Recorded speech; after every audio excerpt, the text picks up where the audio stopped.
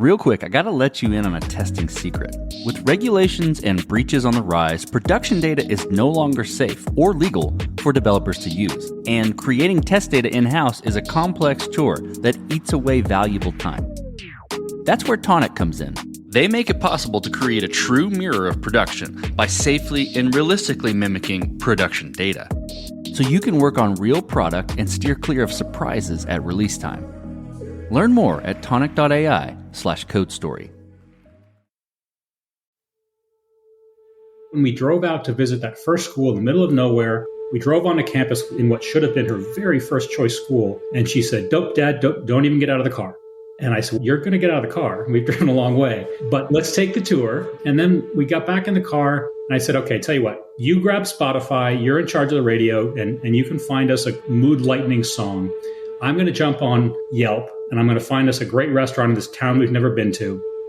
And it occurred to me that the matching quality of those two services, which were largely inconsequential, was profoundly more effective than this $250,000 decision about where she was going to go to college. I'm Dave Hurwitt, founder and CEO of True. This is Code Story, a podcast bringing you interviews with tech visionaries. Like 6 months moonlighting. There's nothing at the backhand.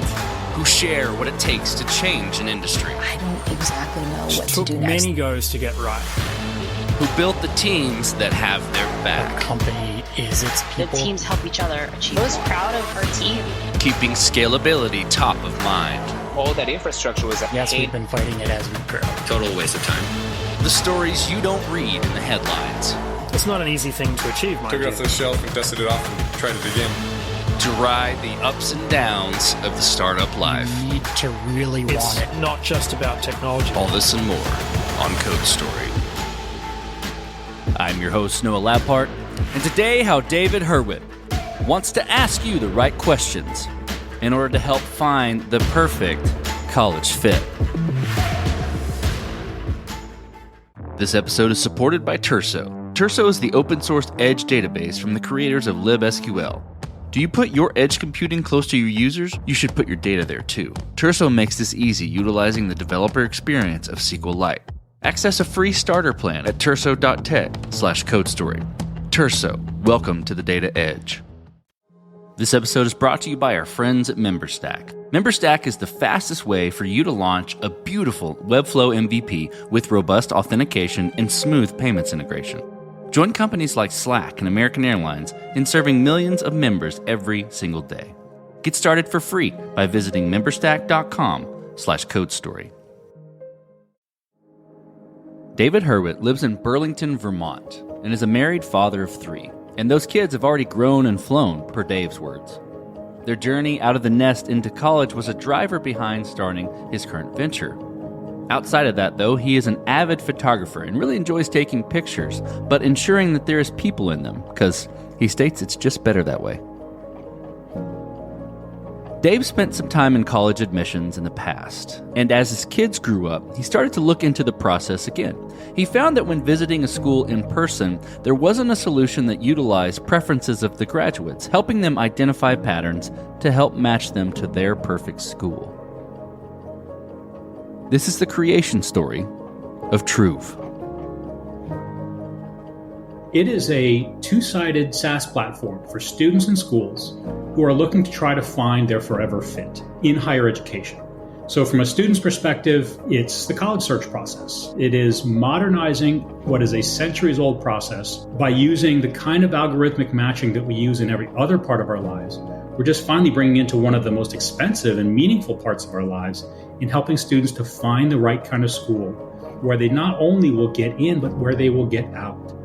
College isn't, if I use a dating analogy, it's not a first date, it's a marriage. And so we are trying to help find the right place where you're going to go and be happy and find your people and stay. On the college side, we work directly with schools to help them to find the students who are most likely to enroll and persist, graduate, and become engaged future alumni. Because the business model of higher education is desperately trying to evolve from selling a 4-year degree and then nagging you for the rest of your life to give money for nothing, They want to be your source of education for the rest of your life. And to do that, if they can find the people that match best with their community, then they have the opportunity with all of our technology today to continue to supply value and education for your whole life. I worked in college admissions when I was an undergraduate, giving tours and those things. And then when I was in business school, I was on the admissions committee. So I was reading files and voting. And I'm old enough to say that I graduated from business school just as the internet was coming to be. And I've spent the last nearly 30 years doing a range of different product development, new product and service creation kind of jobs. The theme in all of that is, are the products and services that are in this market today meeting the needs of that market? And that's the lens that I look at everything through. As my children grew up, I eventually came back to the college admissions process as my now 28-year-old was getting ready to look at colleges. We did all the things that you would normally do. She had a good guidance counselor in high school. We hired her a private college counselor. She had two parents who were graduates of college. But we found when we drove out to visit that first school in the middle of nowhere, we were way out in Western New York, far from home. We drove onto campus in what should have been her very first choice school. And she said, Dad, don't even get out of the car. This is not going to happen. And I said, you're going to get out of the car. And we've driven a long way. But let's take the tour. And then we got back in the car. And I said, okay, tell you what, you grab Spotify. You're in charge of the radio. And you can find us a good mood-lightening song. I'm going to jump on Yelp. And I'm going to find us a great restaurant in this town we've never been to. And we had an amazing dinner. And we had wonderful music to get us there that really changed the mood. And it occurred to me that the matching quality of those two services, which are largely inconsequential choices, was profoundly more effective than this $250,000 decision about where she was going to go to college. And so that really was the genesis of the idea to say, can we use the technology that we use to make buying decisions that are outcome driven by their communities? And so that's the basis of truth. It says, take the existing users. The largest part of every school are the graduates. And with a little bit of data science, AI magic these days, we can figure out what are the academic and social patterns that were important to their happiness and success, turn that into a digital filter through which new students can see the school and be seen, and we can understand their fit. Let's dive into the MVP then. So that first version of the product you built, how long did it take to build, and what sort of tools did you use to bring it to life? It took about a year, to be honest. And part of that was I started the company in probably a day or two before COVID became a thing. And so that COVID affected a lot of timelines and how we all work. So that was an issue. But I'm also a guy who is not a coder. I am not someone who comes from a lifetime of work in the enrollment industry. And so I had a lot of learning to do. So I had to build a network, figure out what is the problem we're trying to solve and what are the technologies we might be able to use, and then attract the talent and the capital to be able to do all of those things. We did that, raised some angel capital, built an MVP of the product, and recognized from the beginning that it was really important to the student experience that from day one, they'd be able to match with any school in the country, not just the schools that we've managed to sign up. And so there are about 4,000 colleges and universities in the United States. And so we bought the sort of public access data for all 4,000 schools to start our matching program so that the consumer could have a really rich experience from day one. So we built that, and we did a beta test in Western New York with 3 schools in the 2021-22 enrollment cycle. And we found the schools, honestly. This is a sort of a really meat and potatoes basic idea that says, hey, we're trying to find the students that are going to love you for a lifetime, and the people that already love you for a lifetime are your code. They are the people that you can use with some modern tools. And that opens up not just within your existing CRM system, knowing which of the students are the right ones for you to go after, but it opens you up to the entire networked capability of reaching any student anywhere in the world and quickly assess whether they're a good fit. Schools get this. So with any MVP, you've got to make certain decisions and trade-offs, right? And I hear, some that might be interesting to talk through, but I really want to know what some of the biggest ones were for you. Maybe in that school selection, those first 3 beta schools, or how you were capturing the data. Tell me how you worked through those decisions and trade-offs, and specifically how you coped with those decisions. Our process involves getting a school on board and then getting roughly 400 or so surveys complete from that school to supplement the data we already have in this public access data we purchased to begin our process. And so learning to operate within the higher education administrative atmosphere, if you will, I was warned by a lot of people about how slow and archaic it can be. And we definitely found it to be a challenge. For example, one of our schools was a SUNY school, the State University of New York system. Right? So there's 64 SUNY schools. It's I believe, the second largest public university system in the country. And I was expecting this incredibly slow, difficult process of getting beta contracts approved and getting access to their systems. And they were in, out, signed, done in about 10 days. It was phenomenal. And I worked with another much smaller private school that just really struggled. And so we learned a ton about how to gather the data and how to try to remove the friction. There is inherently in any new process friction points. And your job as a founder is to try to see them and fix them. And so you can eliminate that friction and allow things to go faster. So that's the purpose of the beta, to figure out where they are, not to pretend they don't exist. And so we found our friction points and tried to clean them up and go faster. And one of our big challenges, though, was also aligning the timing of our beta, what my business wanted, with the timing of the market. The enrollment cycle obviously has a pretty distinct calendar to it. Too far after the first of the year, and pretty much that class is already applied. Right? There are some rolling admission schools out there, but generally students have their applications in, so helping them to find a new school after they've already applied is not a huge value. This episode is encrypted by CipherStash. Data breaches are becoming a fact of life. Know why?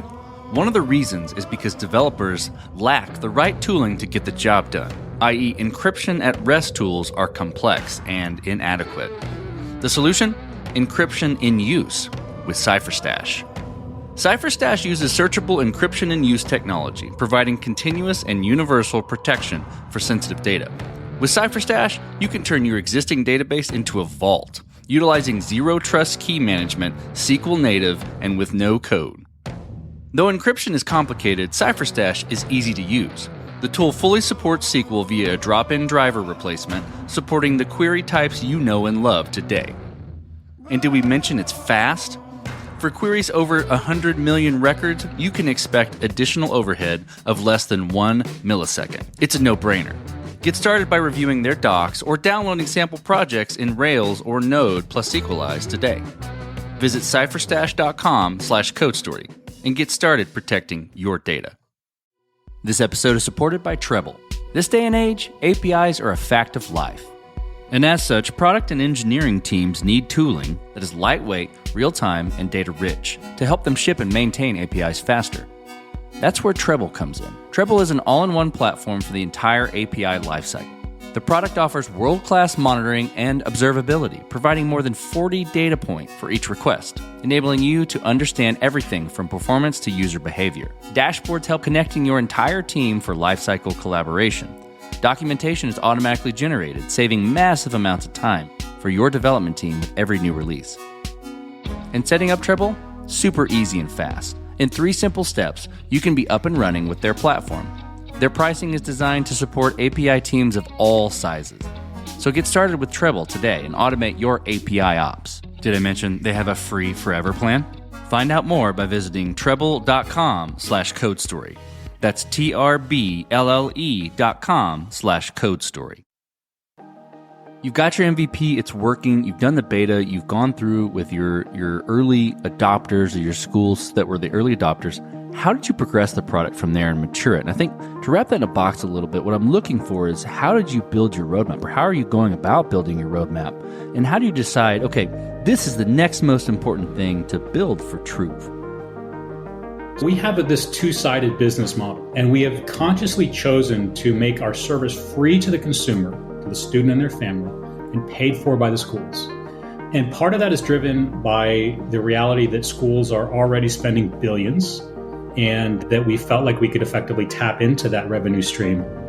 But part of it was also mission-driven. The idea of building a service to help solve the problem of college admissions was interesting to me intellectually, but it wasn't until I really realized just how disparate the outcomes are in higher education based on the affluence of your family, the education level of your family, racial diversity, that all of these things play in. The average graduation rate for white students in America is twice the graduation rate for African American students.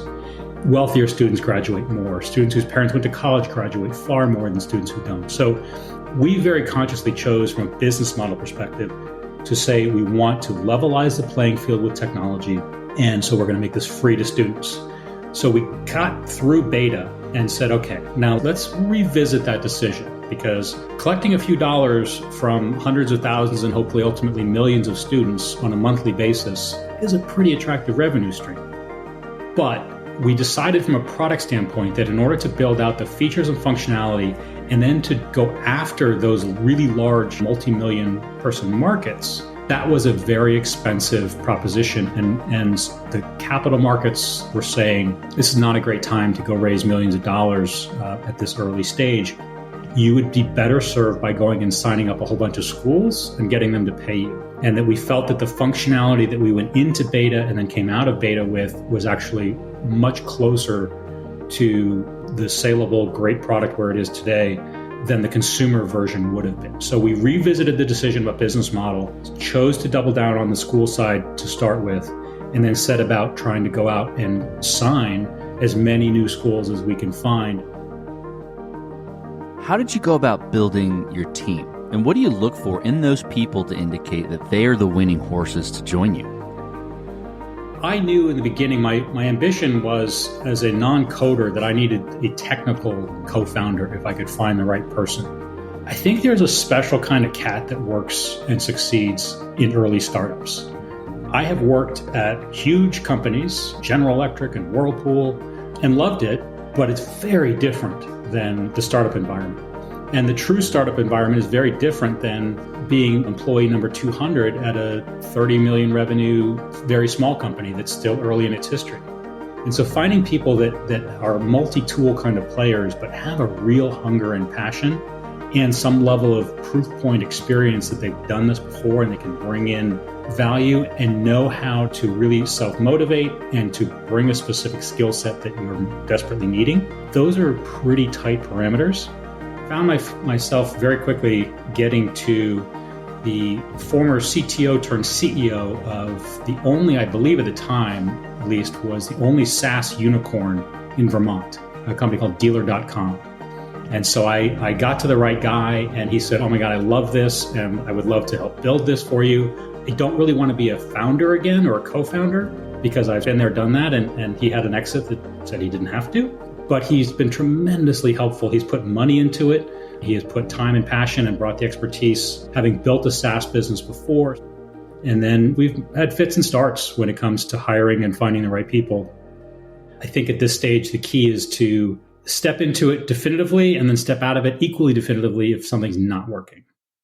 This episode is supported by Terso. Terso is the open source edge database from the creators of libSQL, the popular fork of SQLite. If you put your edge computing close to your users, like with Netlify or Vercel edge functions or Cloudflare workers, you should put your data there too, in order to maximize performance gains at the edge. Terso makes it easy. With a developer experience of SQLite and a distributed database you can replicate much closer to your users than traditional database offerings in the cloud. Terso's lightweight, easy to use, and free to get started. The team at Terso is offering a generous starter plan specifically for Code Story listeners. Head over to terso.tech/codestory and get started today. That's TURSO.tech/codestory. Terso, welcome to the Data Edge. This episode was automatically optimized by Cast. If you run cloud-native software on AWS, Google Cloud, or Azure, you know how out of hand the bill can get. This uncertainty hurts your business, but you can solve it with Cast AI. Cast AI automates cloud cost, performance, and security management for hundreds of companies of all sizes. The platform's customers begin saving immediately and cut an average of over 60%.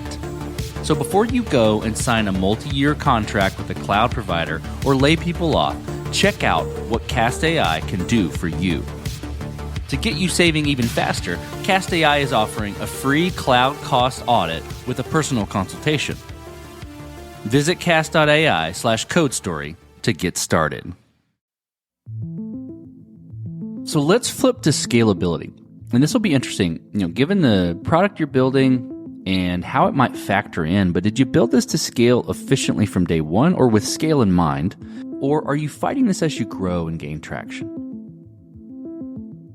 Everybody lives with the fantasy of virality, right? That you're going to hit that viral inflection point, especially when you have consumer side of your business. And every student's going to say, oh my God, I love this. I have to have this. Let me tell 100 of my friends. That's a hope and a dream. It's not a strategy. We have grown intentionally and are growing very intentionally through the school channel, which is much more of a classic seeking early adopters approach to the market. As I said before, I've worked in consumer businesses and industrial businesses, and consumer durables. Every one of these markets has a similar adoption bell curve that has a small tail out front of early adopters. And so we're in the process of seeking out all those other adopters. But we absolutely built Truve to expect and need an inflection point on the consumer side. And the word Truve itself is a made-up brand, and I've intentionally chose the word because I want to become the verb in the category. When I look competitively at the marketplace in higher education and that transition for a student, how do I go from high school into my adult life? The 7 years before LinkedIn, if you will. That to me is a wide open space. There is no brand that owns it in the mind of the consumer. And so that is absolutely center of our ambition, is to become the verb in the category. So when a student says, how do I know what I should study? How do I know where I should go? The answer is to Truve it. That's going to require building some awareness and then trusting that we have got the product right and that core requirement of those students. I was speaking to a student he's leaving home tomorrow to go to start his sophomore year at the University of Tampa. We have a program we're going to tap into current college students to help us grow our school side sales. He could not have been more enthusiastic about this, and it is such a common experience. And I hear from kids all the time, oh, I wish they had this when I was in college. This is awesome. It's like a dating app for college. This is great. I have so many friends who are going to love this. That scale will take us from working B2B side on the school side, looking for early adopters, to then reinvesting back into the consumer side, which is going to then draw us into the bell curve of the rest of those schools who are looking for more evidence of a huge crowd gathering before they jump in. As you step out on the balcony, you look across all that you've built, what are you most proud of? I would say there are two things. One is the mission side of this. This is a near 400-year-old industry that is stuck where it is and has such a disparity of outcomes. As I said, based on wealth and family education.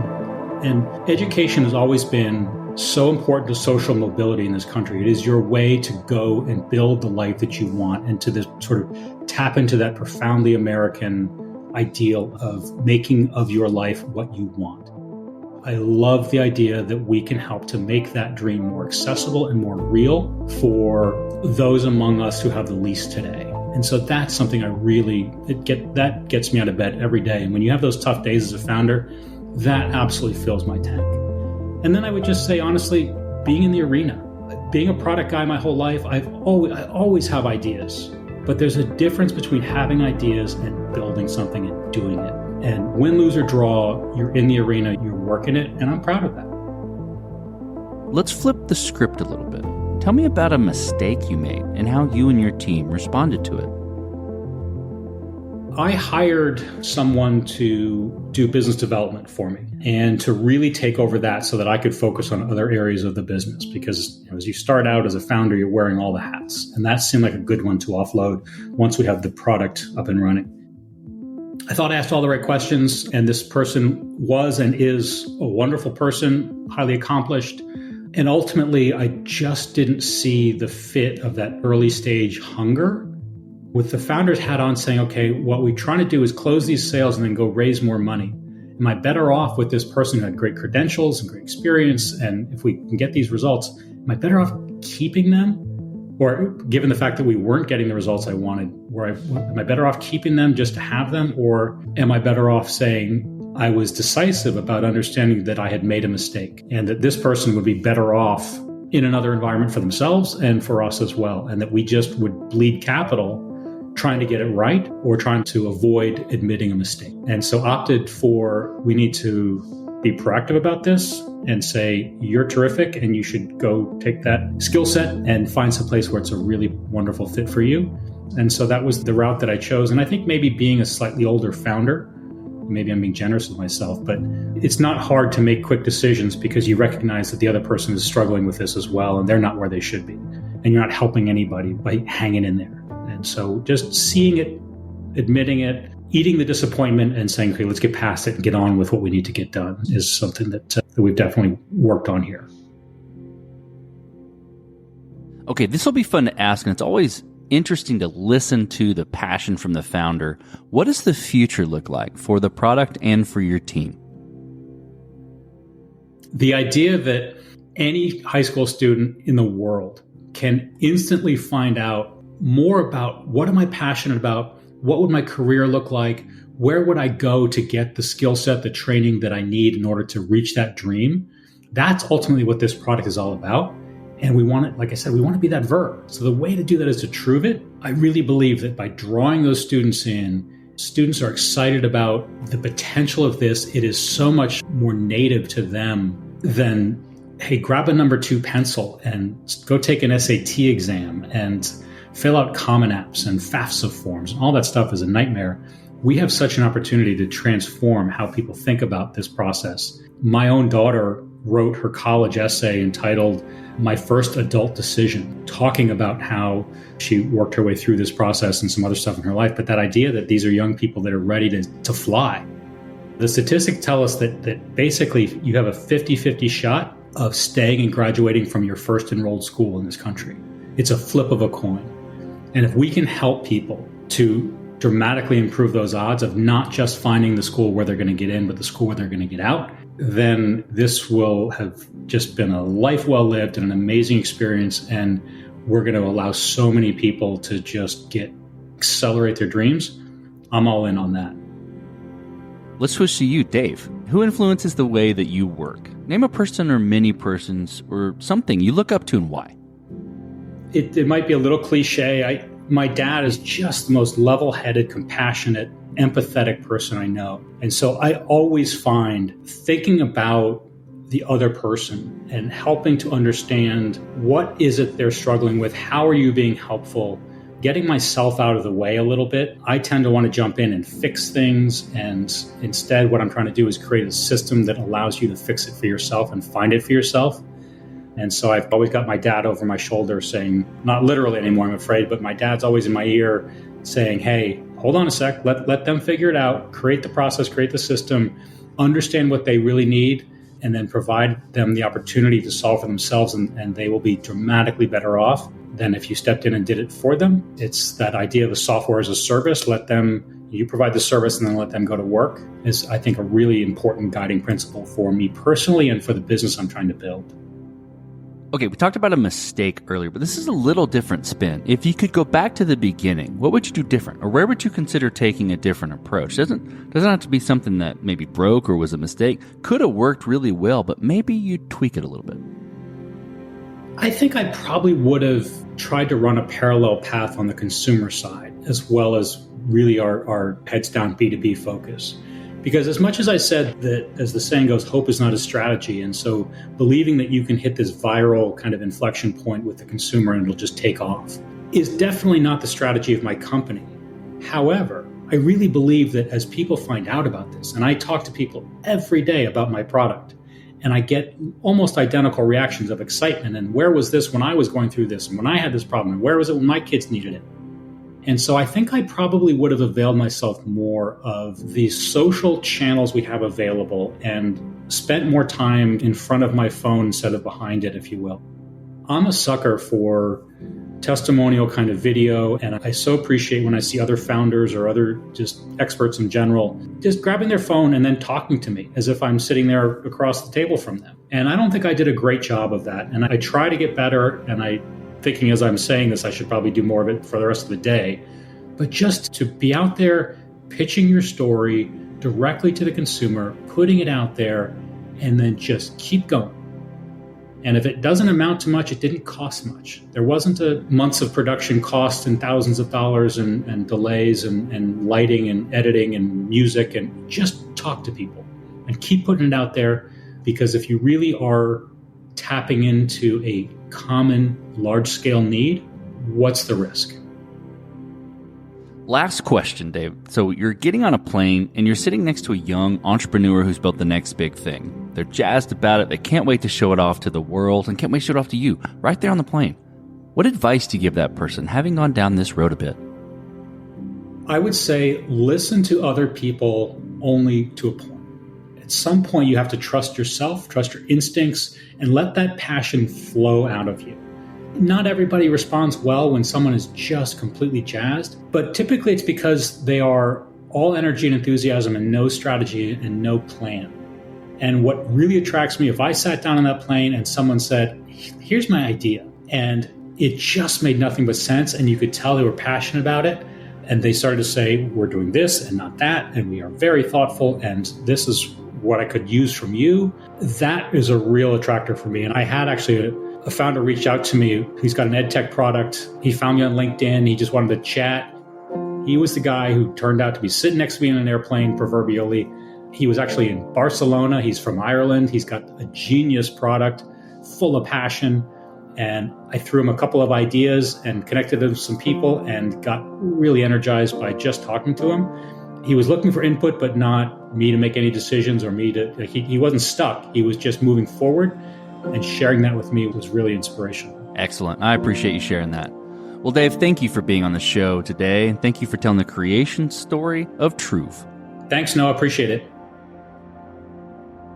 And this concludes another chapter of Code Story.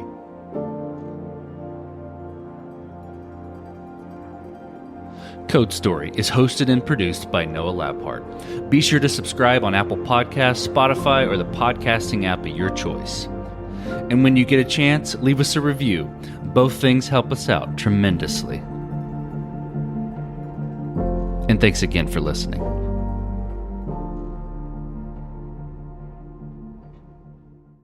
You just realized your business needed to hire someone yesterday.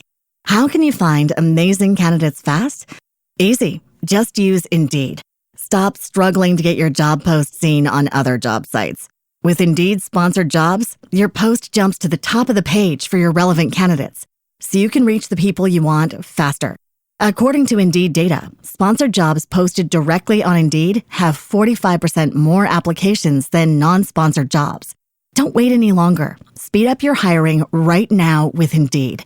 And listeners of this show will get a $75 sponsored job credit to get your jobs more visibility at Indeed.com/PODKATZ12. Just go to Indeed.com/PODKATZ12 right now and support our show by saying you heard about Indeed on this podcast. Terms and conditions apply. Hiring? Indeed is all you need.